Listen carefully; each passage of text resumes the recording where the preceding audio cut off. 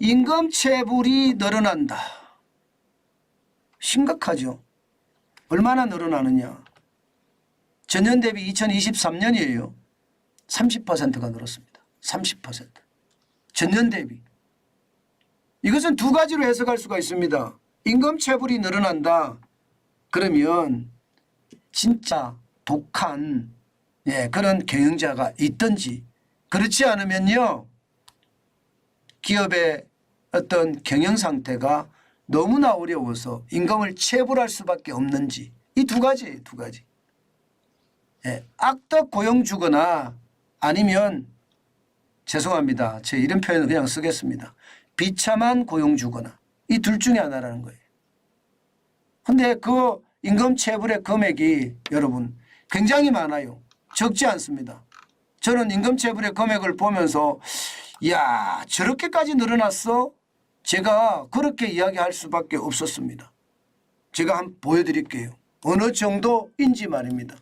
충격적입니다. 충격적이에요. 지금 상태가 야 우리 기업의 상황이 진짜 나쁘구나, 그 생각을 할 수밖에 없어요. 어느 정도인지 여러분 이거 보세요. 2023년 1월에서 8월까지예요. 1조 1411억 원입니다.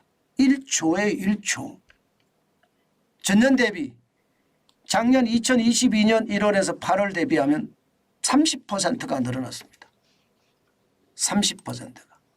굉장하죠. 진짜 굉장합니다. 2019년보다는 작아요. 2019년에 1조 7217억보다는 작습니다. 그러나 올해 이대로면 2019년을 따라갈 겁니다. 2019년을.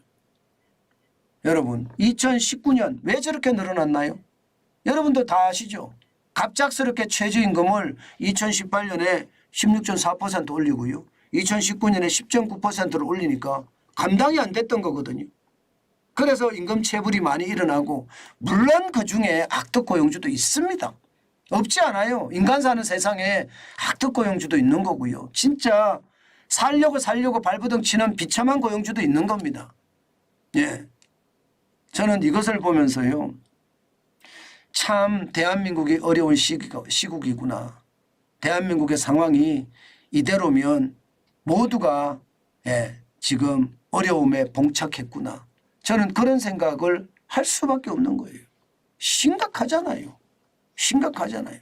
저는 이것을 보면서 여러분 시장의 위협이 얼마나 큰지 저는 알 수 있을 것 같아요.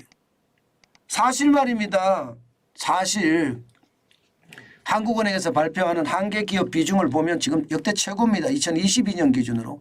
올해는 아마 더 클 겁니다. 올해는. 15.5%예요. 10개 중에 1.5개가 뭐 정확히 말하면 1.6개가 1.6개가 지금 한계 기업 벌어서 이자도 못 갚는다는 뜻이에요. 25,135곳 중에 15.5%니까 적지 않습니다. 적지 않습니다. 결국 3,000개가 넘는 기업이 25,135개는 외부 감사 대상 기업이거든요. 이런 기업들은 규모가 어느 정도 있는 기업이에요. 이런 기업들이 나쁘다는 뜻입니다. 진짜 최악이라는 거 아니겠습니까? 저는 이것을 보면서요. 결국 말입니다. 기업이 체불을 하고 임금 체불을 하고 또 한계 기업이 많아지고, 한계 기업이 많아지면 많아질수록 체불을 할 수밖에 없거든요.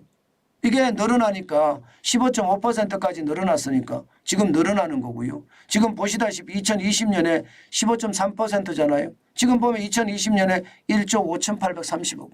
최저임금을 올리는 바람에 난리가 났고요. 저는 이것을 보면서요. 저는 그런 생각을 했어요. 왜 이럴까? 여기에 대한 분석이 더 필요한 것은 아닐까? 이런 생각 말입니다. 얼마 전에 고용노동부하고 법무부 장관하고 임금 체불한 악덕 고용주 처벌하겠다면서 엄포를 엄청 놓더라고요. 이게 말입니다, 여러분. 기업의 상황이 어떤지 파악도 안 하고 그냥 고용노동부 장관이라는 사람이 돈 안 줘? 그러면 죽여버릴 거야. 뭐 이렇게 이야기하는 것과 다름없잖아요. 참 안타까워요. 저는 이런 것을 보면요. 체불하는 사람들, 악덕 고용주도 분명히 있다고 말씀드렸어요. 그 외에 정말로 못 줄 수밖에 없는 사람이 있거든요. 정말로. 제가 저도 기억이 나는데요. 저는 결국 저도 못 받고 말았는데 제가 이게 회사에 들어가기 전에 알바를 한 적이 있습니다. 그 당시에 프로그램 제작을 하는 PD였거든요. 저는 뭐 알바를 하는 와중이었기 때문에 프로그램을 제작하고 납품하고 하는 일을 곧잘 잘했습니다. 근데 그 당시에 제가 임금을 못 받았어요. 거의 1년 이상을 못 받았습니다. 그런데도 제가 별로 불만 가지지 않았거든요. 언젠간 주겠지. 그렇게 말입니다. 그분은 결국 악덕고용주는 저는 아니었다고 저는 생각합니다. 물론 그분은 결국 상황이 좋지 않은 그런 방향으로 갔긴 했는데 참 안타까워. 그런데 제가 그분에 대한 욕을 안 해요.